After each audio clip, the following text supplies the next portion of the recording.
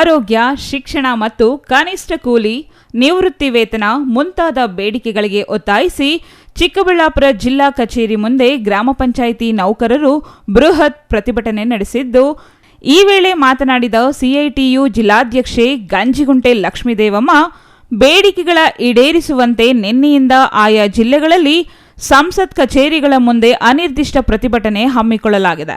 BJP 2ನೇ ಆಡಳಿತ ಅವಧಿ ಮುಗಿಯುವ ಕೊನೆ ಬಜೆಟ್ನಲ್ಲಾದರೂ ಬೇಡಿಕೆ ಈಡೇರಿಸುವಂತೆ ಒತ್ತಾಯಿಸಲಾಗಿದೆ ಎಂದರು. ಇಂದು ರಾಜ್ಯ ಗ್ರಾಮ ಪಂಚಾಯಿತಿ ನೌಕರರ ಸಂಘದ ಚಿಕ್ಕಬಳ್ಳಾಪುರ ಜಿಲ್ಲಾ ಸಮಿತಿ ಕಾರ್ಯಕರ್ತರು ಕನಿಷ್ಠ ವೇತನ ಹೆಚ್ಚಳ, ಕನಿಷ್ಠ ಪಿಂಚಣಿ ಸೇರಿದಂತೆ ಹಲವಾರು ಬೇಡಿಕೆಗಳ ಈಡೇರಿಕೆಗೆ ಒತ್ತಾಯಿಸಿ ಪ್ರತಿಭಟನೆ ಮುಂದುವರೆಸಿದ್ದಾರೆ ಎಂದರು. ಪ್ರತಿಭಟನೆಯಲ್ಲಿ ಗ್ರಾಮ ಪಂಚಾಯಿತಿ ನೌಕರರ ಜಿಲ್ಲಾ ಕಾರ್ಯದರ್ಶಿ ಕೆಎನ್ ಪಾಪಣ್ಣ, ಸಿಐಟಿಯು ಮುಖಂಡ ಸಿದ್ದಗಂಗಪ್ಪ, ಆಂಜನೇಯ ರೆಡ್ಡಿ, ಮುನಿಕೃಷ್ಣಪ್ಪ ಮತ್ತಿತರರು ಹಾಜರಿದ್ದರು.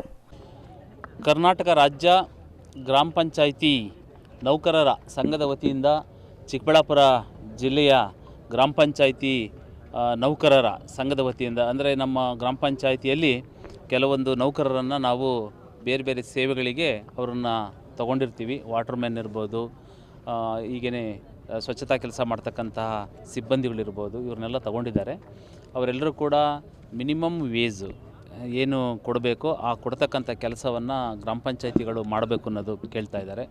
ಹಾಗೆಯೇ PF, ESI ಅವುಗಳನ್ನು ಕೂಡ ಸಮರ್ಪಕವಾಗಿ ಕೊಡ್ತಾ ಇಲ್ಲ, ಅದನ್ನು ಕೂಡ ಕೊಡ್ತಕ್ಕಂಥ ಕೆಲಸ ಆಗಬೇಕು. ಸಮಾನ ಕೆಲಸಕ್ಕೆ ಸಮಾನ ವೇತನವನ್ನು ಕೊಡಿ ಅಂತಕ್ಕಂಥದ್ದನ್ನು ಕೇಳ್ತಾ ಇದ್ದಾರೆ. ಹೀಗೆ ಒಟ್ಟು 12 ಬೇಡಿಕೆಗಳನ್ನು ಪಟ್ಟಿ ಮಾಡಿಬಿಟ್ಟು ಇದನ್ನು ಭಾರತ ಸರ್ಕಾರಕ್ಕೆ ಮತ್ತು ಕರ್ನಾಟಕ ಸರ್ಕಾರಕ್ಕೆ ಕಳಿಸ್ಕೊಡ್ತಕ್ಕಂಥ ಕೆಲಸವನ್ನು ಮಾಡಬೇಕು ಅನ್ನೋದು ಅವ್ರ ಬೇಡಿಕೆಯಾಗಿದೆ.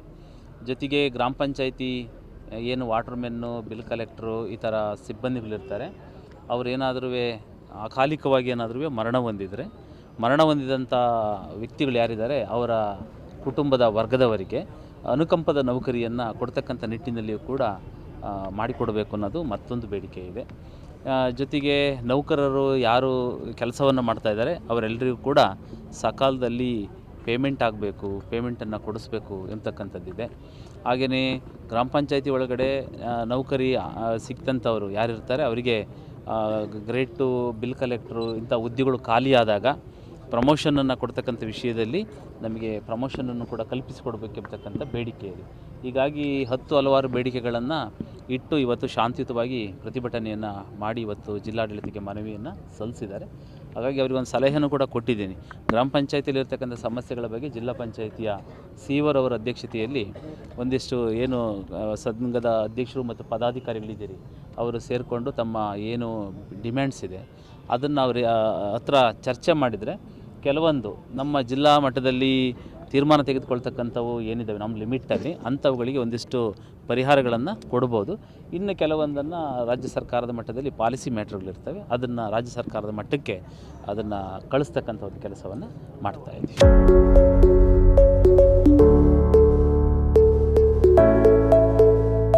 ಜಂಗಾಲಹಳ್ಳಿಯ ಶ್ವೇತ್, CTV ನ್ಯೂಸ್, ಚಿಕ್ಕಬಳ್ಳಾಪುರ.